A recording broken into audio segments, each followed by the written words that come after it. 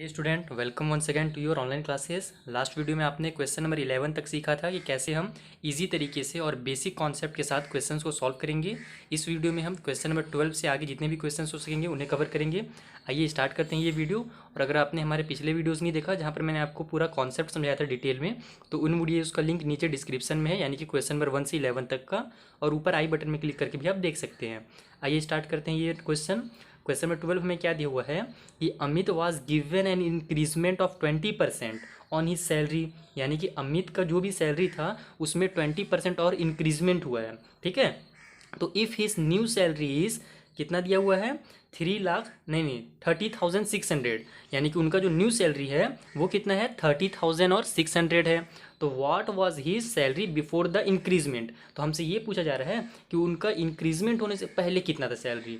तो एकदम देखो basic concept, X Y Z कुछ नहीं मानना आपको, यहाँ पर नॉर्मल चीज़ समझो कि यहाँ पर पहले जो भी उनका सैलरी था उसमें 20% बढ़ गया है, तो पहले वाला हम सैलरी क्या मानेंगे, कॉन्सेप्ट वाला मैंने आपको समझाया ना, 100% मानेंगे कि पहले था 100%, अब हो गया है 120%। तो हमसे यही बस बोला जा रहा है कि 100% जो था ना, कहाँ ये क्वेश्चन, हाँ ये वाला, कि 100% जो था वो कितना था, यानी ये जो हमें दिया हुआ है नंबर ना, ये 120% दिया हुआ है। समझ में आ रहा है बात, जैसे यहाँ पे पहले कम होता था तो भी हम लोग कम वाला भी आपको पहले पढ़ा चुका हूँ मैं।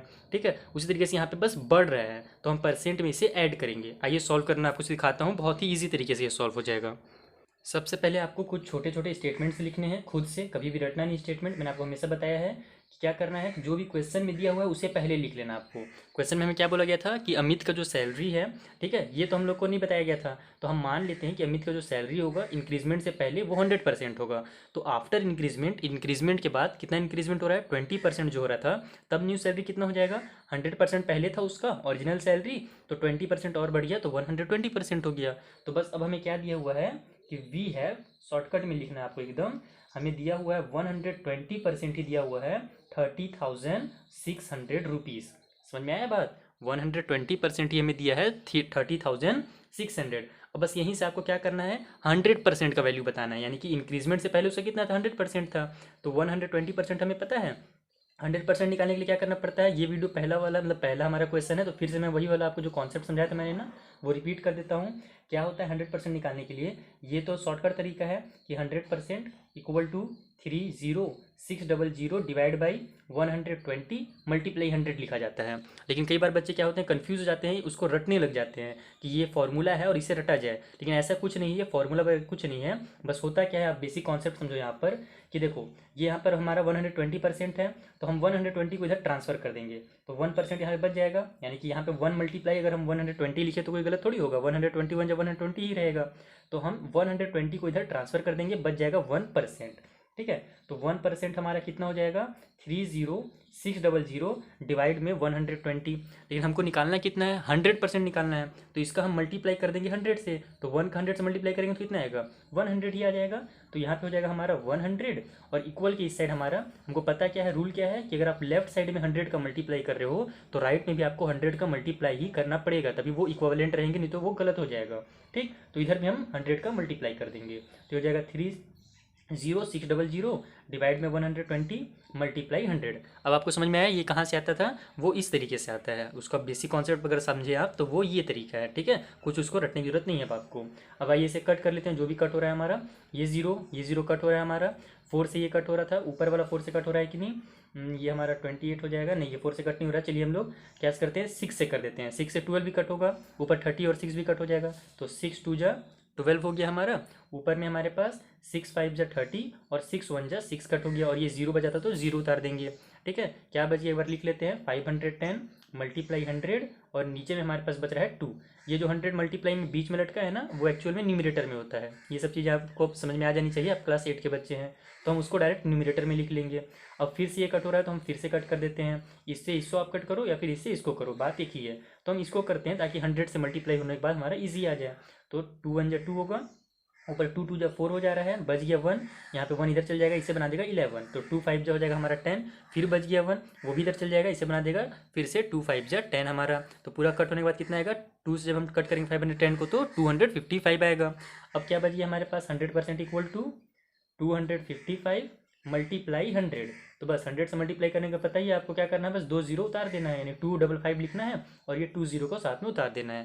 यानी 100% कितना होगा 25,500। इसका मतलब कि उस बंदे का सैलरी, अमित का सैलरी 100% यानी कि इंक्रीजमेंट से पहले कितना था 25,500 रुपीज़ था। तो लास्ट में आप लिख भी दे स्टेटमेंट। अब मैं बस इतना ही आपको मेन समझाना था, मेरा मोटिव कि आपको समझ में आए कि कैसे आप इसे सॉल्व करते हैं। लेकिन एक स्टेटमेंट आप जरूर लिखेंगे अगर फेयर में बना रहे हैं या फिर एग्जाम्स में सॉल्व कर रहे हैं, तो लास्ट में छोटा सा स्टेटमेंट लिख दीजिएगा कि क्या दिया था हमें question, what is his salary before the increment. तो वहाँ पे लिख दीजिएगा 25,500 is the salary of Amit before increment. इस तरीके से कोई भी स्टेटमेंट कभी भी रटना नहीं, मेरा बताया हुआ भी नहीं रटना है और टीचर्स का भी नहीं रटना, आपको खुद से बना करके लिख देना छोटा सा स्टेटमेंट। तो आई होप आपको समझ में आया होगा। आइए जल्दी से नेक्स्ट क्वेश्चन में चलते हैं। क्वेश्चन नंबर 13 हमें क्या दिया हुआ है, Sonal attend her school on 204 days in a full year. यानी कि सोनल अपने स्कूल कितने दिन अटेंड करती हैं, 204 डेज अटेंड करती हैं पूरे साल भर में। ठीक है, तो इफ़ हर अटेंडेंस इज 85%, यानी कि उनका अटेंडेंस कितना हुआ 85% हो रहा है, तो find the number of days on which the school was open. तो स्कूल कितने दिनों तक खुला था ये बताना है। तो देखो एक साल में पूरे दिन तो स्कूल खुलते नहीं है, कई सारे हमें फेस्टिवल्स होते हैं, कई हॉलीडे मिलती है हमें। ठीक है, तो यहाँ पर हमें ये बताया गया है कि 85% ही जो है ना वो है 204। ठीक है, तो हमें टोटल बताना है कि टोटल कितने दिनों तक स्कूल खुला था। इसका मतलब हमें कितना बताना है 100% बताना है। Is that clear. तो बस 85% दिया हुआ है, 100% बताना है। आइए इसे सॉल्व कर लेते हैं। इस तरीके से जो जो चीज़ें दी हुई हैं वो लिख लें। यानी कि सोनल ने अटेंड कितने दिन किया स्कूल, तो 204 डेज, एंड देन उसका अटेंडेंस कितना था 85% था। तो अब हमारे पास हमें क्या मिल गया, तो वी है हमारे पास है 85% ही कितना, तो 204 है। तो हमें टोटल उनका बताना है कि टोटल कितने दिन तक स्कूल खुला था, यानी कि हमें 100% बताना है। तो 85% इतना है, तो 100% कितना होगा जल्दी से बताइए। मैं डायरेक्ट लिखूंगा इस बार, हर बार स्टेप बाय स्टेप नहीं बताऊंगा, वो बस मैं एक बार आपको समझा रहा था। ठीक है, तो ये हो जाएगा 204, 85 नीचे में आ जाएगा इस तरीके से और मल्टीप्लाई हो जाएगा 100 से। इसको सॉल्व कीजिए और आपका आंसर रेडी है। आइए कट करते हैं, 5 से कट हो रहा है, जल्दी से 5 से कट कर लेते हैं। 5 1 जा 5, कितना बच गया 3, 3 इधर चल जाएगा, इसे बना देगा 35। तो 5 7 जा हो जाएगा हमारा 35। ऊपर में हमारे पास ये वाला कट करने हैं, इसे कट कर ले जो भी, ये तो 5 से हो नहीं रहा है, इसे कट कर लेते हैं। 5 2 जा 10 और ये 0 उतर जाएगा। अब कौन सा बच गया, ये 17 और ऊपर 204 बच गया है। इन दोनों को कट करने की कोशिश करते हैं, ये देखते हैं कट होता है कि नहीं। 17 1 जा 17, ऊपर में भी 17 1 जा 17 हो जाएगा, 3 बच गया, इधर चल जाएगा, उसे 34 बना देगा। तो 17 2 जा हो जाएगा हमारा 34, यानी ये भी कट हो गया। तो हमारे पास डिनोमिनेटर पूरा क्लियर हो गया है। न्यूमरेटर में क्या है 12 मल्टीप्लाई 20, तो 12 2 जा कितना होता है 24 होता है और ये 0 उतर जाएगा। यानी कि 100% जो है ना वो कितना निकल गया हमारा 240 डेज। इसका मतलब कि सोनल का स्कूल कितने दिनों तक लगा था, टोटल कितने दिनों तक खुला था उस साल में, 240 डेज खुले थे। ये क्वेश्चन नंबर 14 भी समझ लेते हैं। क्वेश्चन नंबर 14 में हमें क्या दिया हुआ है, as income is 20% less than the that of B. यानी कि बी का जितना भी इनकम है उससे ए का जो इनकम है वो 20% कम है। यहाँ पे नेम हमें नहीं दे रहा, बी फॉर आप कुछ भी समझ लो, ठीक है ना, बहादुर भानु कुछ भी नाम ले लो, ए फॉर आप कुछ भी नाम ले लो, ठीक है। तो यहाँ पर जो ए का इनकम है वो 20% कम है बी के इनकम से।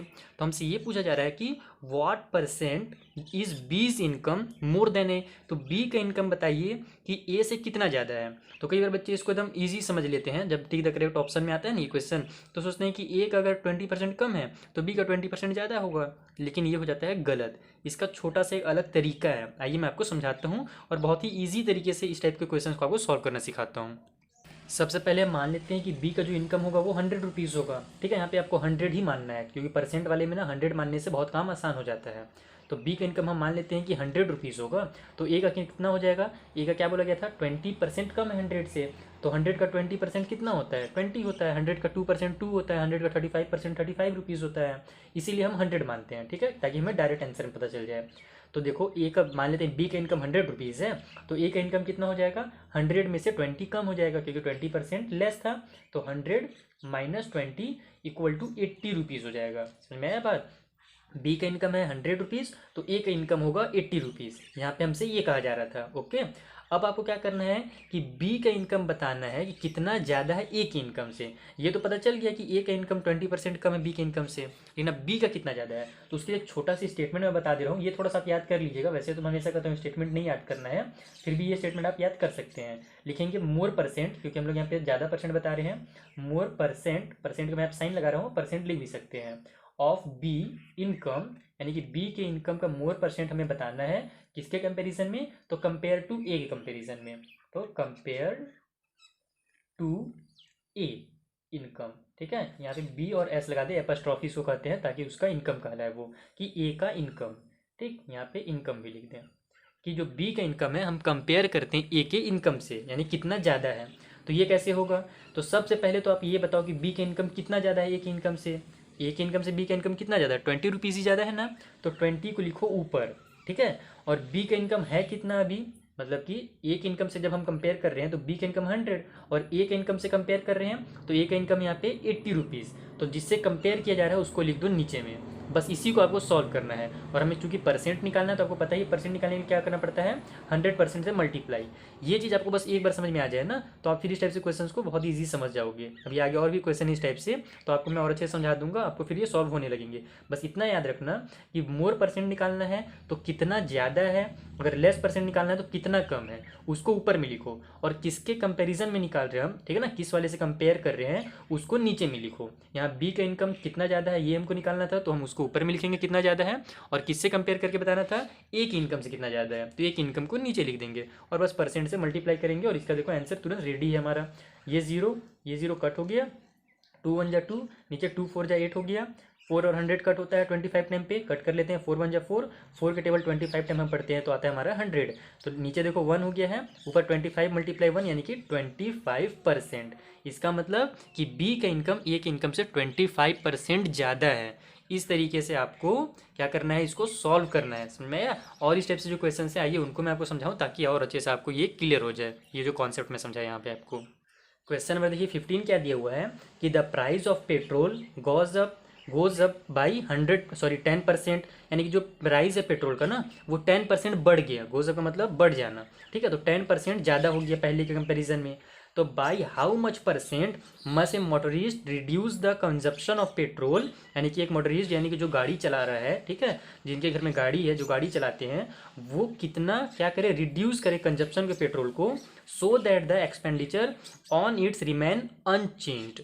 यानी कि अब देखो ये ऐसे तो इस टाइप से क्वेश्चन आपको बहुत बार मिलेंगे, लेकिन ये थोड़ा सा क्या रहता है, घुमा के दिया रहता है। कहना क्या जा रहा है शुद्ध हिंदी में आपको समझा देता हूँ इजी लैंग्वेज में, कि देखो क्या होता है, प्राइस जो है ना पेट्रोल का वो बढ़ जाता है, यानी कि पहले मान लो 100 रुपीज़ था तो वो हो जाता है ये 110 रुपीज़। तो हमसे क्वेश्चन में ये कहा जा रहा है कि जो गाड़ी चलाते हैं वो मान लो पहले 100 रुपीज़ का गाड़ी में तेल डलवाते थे, लेकिन अब बढ़ गया है, तो जितना तेल उनको पहले 100 में मिलता था उतना तेल अब कितने मिलेगा, 110 में मिलेगा। तो ये कहा जा रहा है ना यहाँ पे कि हमको ये बताइए कि अगर वो कितना अपना तेल डलवाना कम कर दें ताकि जो नया रेट हुआ है उसके बाद भी वो 100 रुपीज़ में ही लें तो भी उनका काम चल जाए। यानी कि अब कम थोड़ा चलाना पड़ेगा 100 रुपीज़ में, अब हमको चलाना है गाड़ी तो थोड़े कम पेट्रोल की जरूरत पड़ेगी, समझ में आ रहा है ना, थोड़ा कम पेट्रोल मिलेगा हमें। तो वही हमसे यहाँ पे कहा जा रहा है कि कितना गाड़ी कम चलाया जाए ताकि 100 रुपीज़ में ही काम चल जाए। ठीक है, तो इस क्वेश्चन को आगे कैसे सॉल्व करना है मैं आपको इसी मेथड से बनेगा, जो हमने पिछला वाला बनाया ना 14, सेम उसी मेथड से ये भी बन जाएगा यहाँ पे। जैसे आपने पिछले क्वेश्चन में किया था सेम वही काम करना है आपको। मान लेते हैं कि जो प्रीवियस प्राइस होगा, ठीक है ना, जो हमें पहले पूछा जा रहा है कि पहले कितना प्राइस था, वो हम मान लेते हैं कि 100 रुपीज़ था। तो जो न्यू प्राइस हो जाएगा 10% इंक्रीजमेंट के बाद, जो मैंने आपको समझाया कि नया जब 10% इंक्रीजमेंट हो जाएगा तो कितना रुपीज़ इंक्रीज होगा, तो 100 का 10% कितना होता है, 10 होता है, तो 100 में 10 ऐड कर देंगे तो न्यू प्राइस हो जाएगा 110 रुपीज़। ठीक है, तो अब हमसे पूछा क्या जा रहा है कि डिक्रीजमेंट परसेंट बताइए कि कितना परसेंट कंजप्शन को कितना परसेंट कम किया जाए ताकि जो न्यू प्राइस है ना उसका इफेक्ट ना पड़े, यानी कि जितना पहले में लेते थे उतना ही में अभी भी काम चल जाए। ठीक है, तो यहाँ पर हम लिखेंगे decrement percent of consumption compare to new price. बस छोटा छोटा स्टेटमेंट अपने से आपको इसको बनाना है, कभी भी रटने नहीं है, थोड़ा सा आप इसको रीड कर लेंगे 2 बार ना तो फिर आपको ये अच्छे से दिमाग में फिट हो जाएंगे और आप खुद से बनाना सीख जाएंगे। तो कंपेयर टू न्यू प्राइस जब हम करेंगे तो मेरे को ये बताओ पहले तो आप कि कितना ज़्यादा बढ़ गया रेट पहले से 10 रुपीज़ ज़्यादा बढ़ा है ना, पहले 100 था 110 रुपीज़ हुआ है, तो पहले से कितना ज़्यादा बढ़ गया, 100 रुपीज़। तो वही आपको डिक्रीजमेंट जो निकालना है हमें कंजप्शन का परसेंट, तो ऊपर में लिखेंगे हम 10 रुपीज़ जो कि बढ़ चुका है, नीचे में हम किसे लिखेंगे, न्यू प्राइस हमें कंपेयर करके बताना है कि नए प्राइस के कंपैरिजन में अब कितना कम करना पड़ेगा।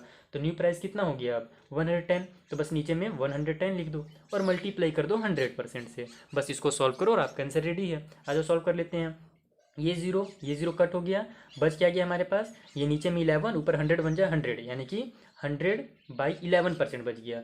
तो अब इसको आप क्या करो, मिक्स फ्रैक्शन में भी लिख सकते हो या फिर डेसिमल में भी लिख सकते हो। तो मैं आपको मिक्स फ्रैक्शन में लिखना मैंने आपको सिखाया ना, क्या करना पड़ता है, ये काम आप रफ में करेंगे जो मैं यहाँ पे आपको करके दिखा रहा हूँ। इस तरीके से आप डिवाइड देंगे, 11 के टेबल में हमारा 10 तो आता नहीं है, लेकिन 11 9 जो हो जाता है हमारा 99, माइनस हो जाएगा, बच जाएगा 1। तो अब ये इतना तो सब कर लेते हैं, लेकिन इसके आगे कंफ्यूज हो जाते हैं कि किस नंबर को कहाँ पे लिखा जाए मिक्स फ्रैक्शन में। तो उसका ट्रिक क्या है, इसे एंटी क्लॉकवाइज घुमा दिया जाए इस तरीके से। तो देखो 1 जो था हमारा वो नीचे से ऊपर चल जा रहा है एंटी क्लॉकवाइज घूमने के बाद, तो ऊपर में 1 लिख दो। 9 राइट से लेफ्ट में आ रहा है तो इधर 9 लिख दो। 11 ऊपर से नीचे आ रहा है तो इधर 11 लिख दो। और ये परसेंट, यानी कि अब जो कंजप्शन में जो उनको डिक्रीजमेंट करना पड़ेगा ना, वो 9 और 1/11% करना पड़ेगा, ताकि कोई भी इफेक्ट ना पड़े उनके खर्च पे, एक्सपेंडिचर पे। तो बस वही लास्ट जो स्टेटमेंट हमें दिया हुआ था कि what percent of reduce consumption of petrol so that the expenditure, ठीक है ना, इस टाइप से जो स्टेटमेंट दिया था लास्ट में, बस उसी को आपको यहाँ पे उतार देना है कि 9 और 1/11% हम क्या करेंगे, डिक्रीज करेंगे कंजप्शन को, ताकि हमारा कोई भी फर्क ना पड़े एक्सपेंडिचर का, ठीक है। यानी कि हमारा जो एक्सपेंडिचर खर्च है वो अनचेंज रहे, जितना में हम पहले में ले रहे थे उतना ही अभी भी हम उतने ही रुपीज़ में काम चला सकते हैं, ठीक है। तो इस तरीके से आपको इस क्वेश्चन को सॉल्व करना था। सेम है दोनों क्वेश्चन के तरीके, बस थोड़ा से स्टेटमेंट्स अलग हो जा रहे हैं। अब आइए क्वेश्चन नंबर 16 के पास चलते हैं।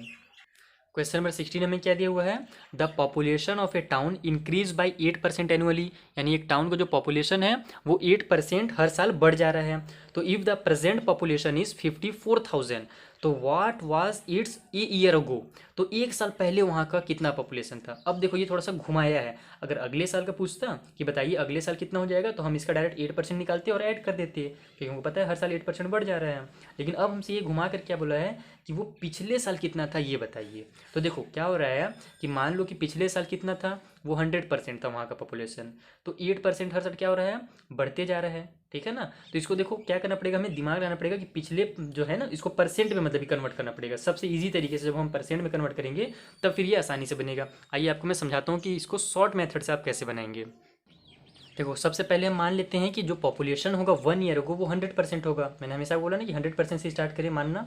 तो मान लेते हैं कि एक साल पहले उस टाउन का जो पॉपुलेशन था वो 100% था, ठीक है। तो अकॉर्डिंग टू क्वेश्चन हमसे क्या कहा जा रहा है कि हर साल वो 8% बढ़ते जाता है, यानी अगर पिछले साल 100% था तो इस साल कितना हो जाएगा, वो 108% हो जाएगा। फिर अगले साल 108 का 8% निकाल देंगे, फिर उसको ऐड कर देंगे। तो देखो इस तरीके से इस साल जो हो जाएगा, यानी कि करेंट पॉपुलेशन, प्रेजेंट पॉपुलेशन, जो भी आप लिखना चाहें, मैं प्रेजेंट लिख देता हूँ। प्रेजेंट पॉपुलेशन जो हो जाएगा हमारा LATION इक्वल टू हो जाएगा 108%, क्योंकि पिछले साल 100% हमने माना है, तो हर साल 8% बढ़ जा रहा है, तो इस साल कितना हो जाएगा, 108% हो जाएगा। बस यही आपको समझना था। अब देखो कि हमें क्या दिया हुआ है, वी हैव, अब हमें क्या मिल गया, प्रेजेंट पॉपुलेशन मिल गया, 108% मिल गया प्रेजेंट पॉपुलेशन परसेंट के टर्म पे, और नंबर्स के टर्म पे कितना बताया गया था हमें, कहाँ गया क्वेश्चन नंबर 16 का, 54,000, यानी कि 108% जो है वही है 54,000। बस यही आपको इतना बस समझ में आना चाहिए। उसके बाद आपको 100% निकालना है, तो आपको पता ही क्या करना पड़ेगा, 108 को इधर ट्रांसफर और 100% इक्वल टू करके इधर भी 100 का मल्टीप्लाई करना पड़ेगा। बस यही है। फिर से एक बार मैं समझा देता हूँ कि जो पॉपुलेशन है टाउन का एक साल पहले 100% था, तो इस साल हो जाएगा 108%, क्योंकि वो हर साल बढ़ते जा रहा है। तो बस हमें वही दिया हुआ है कि 108% इक्वल टू 54,000। अब हमको निकालना है 100%, तो हमको पता ही क्या करना पड़ता है, ये इधर ही रहेगा 54,000 डिवाइड में आ जाएगा हमारा 108 और मल्टीप्लाई हो जाएगा 100। बस इसी को आपको सॉल्व करना है। अब आइए जल्दी से इसे कट कर लेते हैं, देखते हैं किससे कट हो रहा है। तो छोटे नंबर से 2 से तो कट हो ही रहा है, ठीक है, 5 से कट नहीं हो रहा है, लेकिन 8 और 1 9 से ये कट हो जाएगा, क्योंकि हमारा 9 का रूल क्या है कि जितना भी ऐड करने के बाद अगर 9 का मल्टीपल आता है सम, तो वो 9 से पूरे नंबर ऐड हो जाएंगे, यानी कि सब क्या बोलते हैं कट हो जाएंगे। तो 8 और 1 ये 9 हो रहा है, इसका मतलब ये 9 से कट हो जाएगा। ऊपर 54 है, वो भी 9 से कट होता है, 9 6 54, तो हम 9 से कट कर लेते हैं। ये हो जाएगा 9 1 9, 1 बच जाएगा, इधर चल जाएगा, ये बन जाएगा 18, तो 9 2 18, और ऊपर में 9 6 हमारा हो जाएगा 54, और ये 30 जो है वो बच जाएंगे। तो कितना बच गया हमारे पास, एक बार लिख लेते हैं, 60,000 डिवाइड में 12 मल्टीप्लाई 100 बच गया। अब 12 से 60 भी कट होता है हमारा, 12 1 12, 12 5 60, और ये 20 बच गया, तो इस 20 को लिख लेंगे। तो अब हमारे पास क्या बच गया, 500 मल्टीप्लाई 100, तो क्या होगा आंसर, सीधे सीधे 500 लिखेंगे और 100 का 2 0 उतार देंगे। इसका मतलब कि एक साल पहले वहाँ का जो पॉपुलेशन था वो कितना था, ओहो नहीं आ रहा लगता है, हाँ आ गया। एक साल पहले कितना पॉपुलेशन था, 50,000 था। अभी जो 54,000 है ना, वो एक साल पहले वहाँ पर 1 ईयर अगो 50,000 था। तो बस यही आपको लास्ट में स्टेटमेंट लिख देना है कि population of the town before, या फिर बिफोर दिस ईयर, या फिर 1 ईयर अगो इज़ 50,000। बस ये हो जाएगा आपको कंप्लीट आंसर। तो ये चीज़ बस मेन समझना था, आंसर आपका आना बस तय है। आइए अगले क्वेश्चन को भी देख लेते हैं इसी वीडियो में। क्वेश्चन नंबर 17 क्या दिया हुआ है हमें कि the value of A machine depreciate every year by 20%, यानी एक मशीन का वैल्यू हर साल 20% कम हो जा रहा है। यानी कि अगर इस साल उस मशीन का वैल्यू 100 रुपया है, तो अगले साल कितना हो जाएगा, 100 में से 20 रुपीज़ कम हो जाएगा यानी 20%, तो हो जाएगा उसका रुपीज़ 80 रुपीज़ है आंसर, यानी कि 80 रुपीज़ हो जाएगा उसका वैल्यू। ये हमसे यहाँ पे कहा जा रहा है कि हर साल 20% कम हो जाता है। तो if the present value of the machine, यानी कि अभी का जो है मशीन का वैल्यू वो कितना है 16,000, नहीं 1,60,000, अभी का जो वैल्यू है 1,60,000 है। तो what was it's value last year, तो लास्ट ईयर कितना था इसका वैल्यू वो हमको बताना है। तो बस सेम टू सेम उसी टाइप से करना है आपको। यहाँ पे हमारा एनुअली में इंक्रीज हो रहा था, यहाँ पे हमारे पास डिक्रीज हो रहा है, समझ में आया बात, यानी कि डिप्रिशिएट का मतलब होता है एक तरह से कम होना। ठीक है, तो इसको भी सॉल्व कर लेते हैं जल्दी से। सबसे पहले इतना आप स्टेटमेंट लिख लें, मान लेते हैं कि जो वैल्यू होगा मशीन का लास्ट ईयर वो होगा 100%। ठीक है, लास्ट ईयर हमारा हमने बताया ना आपको 100% मानने से बहुत ही ज़्यादा इजी हो जाता है क्वेश्चन। मान लेते हैं 100% है, तो अकॉर्डिंग टू क्वेश्चन हमसे क्या कहा जा रहा है कि जो उसका वैल्यू है वो डिप्रिशिएट हो रहा है 20% एवरी ईयर, हर साल 20% कम हो जा रहा है। तो अब इसका वैल्यू कितना होगा, देखो पिछले साल था 100%, इस साल 20% कम हो गया, तो कितना बचा 100 माइनस 20% इक्वल टू 80%, यानी कि इस साल जो उस मशीन का वैल्यू है वो है 80%। बस अब खेल खत्म, यही चीज़ आपको समझना था। 80% ही हमें को दिया हुआ है, यानी कितना दिया था 1,60,000 जो दिया था ना 1,60,000, तो यहाँ पे आप लिखो सीधे सीधे कि अब हमारे पास है 80% ही 1,60,000 रुपीज़। समझ में आया, तो हमको क्या निकालना है 100% बताना है, क्योंकि हमें पिछले साल उसका 100% वैल्यू था। 80% इतना है, 100% इक्वल टू हो जाएगा, देखो पिछले वाले में हमने प्लस किया था क्योंकि वो इंक्रीज हो रहा था, तो 100 से 108% हो गया। इस बार हम माइनस कर रहे हैं क्योंकि हमारा डिक्रीज हुआ है वैल्यू जो है, तो वो 80% हो गया। समझ में आ गया, 100% निकालने के लिए आपको पता ही क्या करना पड़ेगा, 1,60,000 लिखना है इधर, डिवाइड में आ जाएगा ये 80 और मल्टीप्लाई हो जाएगा 100 से। जल्दी से सॉल्व कर लें, 0 से 0 कट हुआ, 8 1 जा 8, 8 2 जा 16, ये 1 2 और ये 3 0 आ गया हमारे पास, और ये 2 0 है ही, यानी कि 2000 का 100 से मल्टीप्लाई का होगा तो कितना आएगा 2000 लिखना है आपको, और उसके बाद 2 0 और लगा देना है, यानी कितना हो गया ये 2 और ये 5 0, यानी कि 2 लाख रुपीज़ हो गया। इसका मतलब पिछले साल उसका वैल्यू था 2 लाख रुपीज़।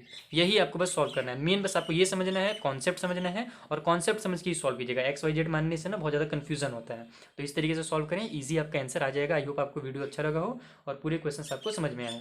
मिलते हैं नेक्स्ट वीडियो में, थैंक यू फॉर वॉचिंग।